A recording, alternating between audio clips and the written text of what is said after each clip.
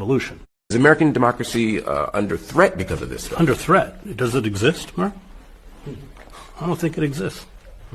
It's a veneer. It's the end of the Roman Empire. You have the symbols, the iconography, and the language of a democracy, but internally corporations and oligarchs have seized all of the levers of power. I looked at this election as a battle between corporatists and oligarchs.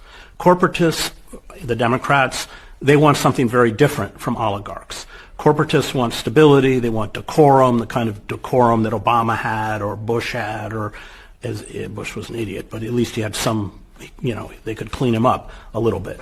And Biden, whatever his cognitive failings were, because they want stability, especially in terms of trade agreements, because they make investments overseas. It takes a while for a return on a profit. Corporatists want something different from oligarchs. Oligarchs are about chaos. They're about, as Steve Bannon said, deconstructing the administrative state. Why? Because it is a pure form of rentier capitalism. And by that I mean that they make their money by setting up toll booths, Amazon, all of these digital media platforms. It's not about producing goods.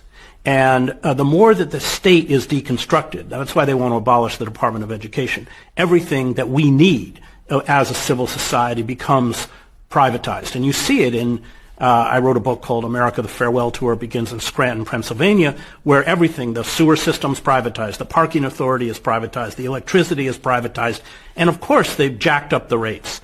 And the services are not very good. And they want to privatize the post office, so we can have a dysfunctional post office like the UK, which is privatized. And so that's what oligarchs want. And the oligarchs have won. They won.